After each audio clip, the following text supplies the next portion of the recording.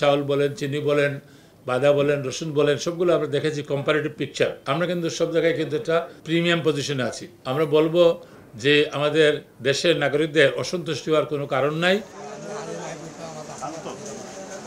চাল, চিনি, ভোজ্য তেল, মাছ, মাংস, পেঁয়াজ, রসুন, কাঁচামরিচ কিংবা বিভিন্ন ধরনের সবজি, বাজারে কোনো পণ্যেরই উৎপাদন ও সরবরাহে নেই কোনো ঘাটতি।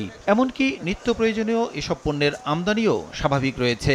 এরপরেও কিছু অসাধু ব্যবসায়ীর কারসাজিতে বেড়েই চলেছে দাম।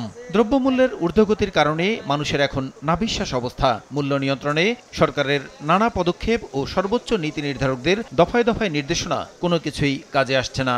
সম্প্রতি কৃষি বিপণন অধিদপ্তর পেঁয়াজ, ছোলা, মাছ, মাংস, ডিম, সবজি সহ নিত্য প্রয়োজনীয় বিভিন্ন পণ্যের দাম বেঁধে দেয়া সত্ত্বেও বাজারে অধিকাংশই বিক্রি হচ্ছে অনেক বেশিতে।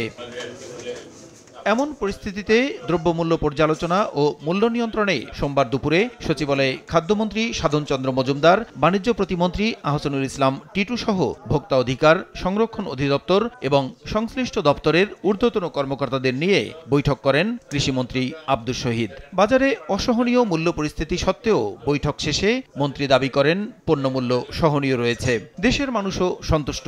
তবে মজুতের কারণে ডিমের দাম কিছুটা বেশি জানিয়ে বলেন শিগগিরই এটি তদারকি করা হবে।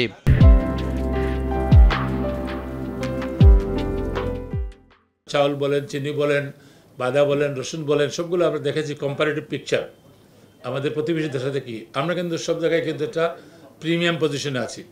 এজন্য আমরা বলবো কোনো ঘাটতি নাই, দামও স্থিতিশীল আছে।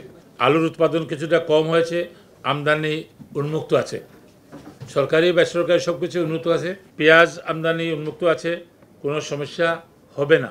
ডিমের দাম কিছুটা বেশি, হিমাগারে ডিম মজুদের খবর পাওয়া যাচ্ছে, বিষয়টি তদারকি করা হবে। দ্রব্যমূল্য স্বাভাবিক বলেই এ নিয়ে কোনো মিটিং মিছিল আন্দোলন নেই বলেও মন্তব্য করেন তিনি।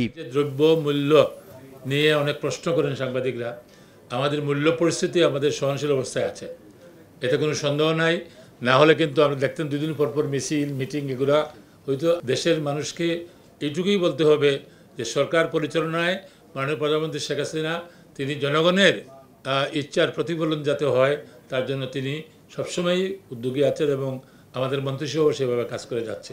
বাজার ব্যবস্থাপনা আরও সুন্দর করতে ৩ মন্ত্রণালয়ের পক্ষ থেকে সমন্বিত উদ্যোগ অব্যাহত রাখার কথাও জানান কৃষিমন্ত্রী। সকল পর্যায়ের বাজার ব্যবস্থা যাতে আরও সুন্দরভাবে নিশ্চিত হয় তার জন্য আমরা সবাই একমত হয়েছি। প্রসূন আশিস, সময় সংবাদ, ঢাকা।